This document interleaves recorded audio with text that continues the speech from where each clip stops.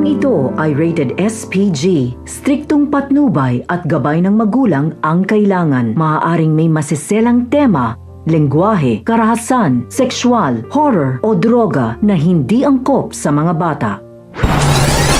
Mga kapamilya, tuluyan na ngang nakatakas sina Edwin, Kidlat at Teban sa tulong na rin ni Marsing at Nita. Wala na silang nagawa kundi patakasin si Edwin bago ito ay biniwian nila sina Jacobe at Samonte dahil sa pagtatarantado sa kanila. Tinawagan naman ni Severino ang kanyang mga tao at napag-alaman niya na hindi natuloy ang hearing dahil nakatakas ang mga ito. Iginit ni Ramon na lalong iniligay ni Edwin ang kanyang buhay sa peligro dahil ngayon umano ay pugante na siya at wala na umanong maniniwala sa kanya kahit anong sabihin nito.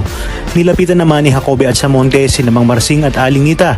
Kinestyon nila ito kung saan galing at gusto nilang makipagtulungan ito sa kanila. Sa oras umanong makipagkita sa kanila si Edwin ay agad na ipagbigay alam sa kanila. Dahil pag pinagtakpan nila ito ay madadamay sila sa kaso. Duda nga ang dalawa sa mga sinabi ni Marsing at Nita.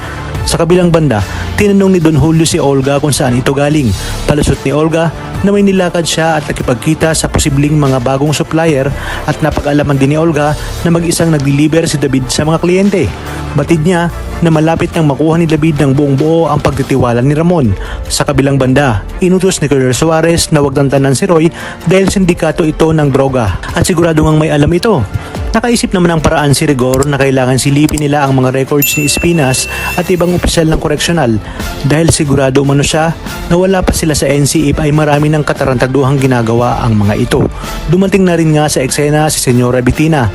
Matapos niyang magsimba ay nakakita nga siya ng taga-bahay ampunan at nagbigay siya ng donasyon sa foundation ng 1 milyon. Matapos ito ay namakyaw siya ng mga paninda sa Quiapo na siyang ikinatuwa ng mga taga roon. Wala siyang kaalam-alam na minaman-mana na siya ng 2 holdapper hanggang sa makorner nga siya ng mga ito. To the rescue naman si Tinding at hinabol ang lalaki na may dala ng bag ni Bettina. Sobrang tapang ni Tinding dahil hindi siya nagdalawang isip na makipagbakbakan sa mga ito gamit ang kanyang lanseta. Kung kahit labis-labis ang pasasalamat ni Bettina, ibinigay nito ang kanyang calling card kay Tinding, ngunit itinapon niya lang ito at sinabing hindi namang kailangan. Pinulot naman ito ni Noy dahil baka kailangan mano balang araw. Dumako naman tayo sa koreksyonal. Sinabi ni Celso sa kanyang mga kasamahan na mali ang pagkakakilala niya kay Tanggol. Matino pala at may prinsipyong tao ito.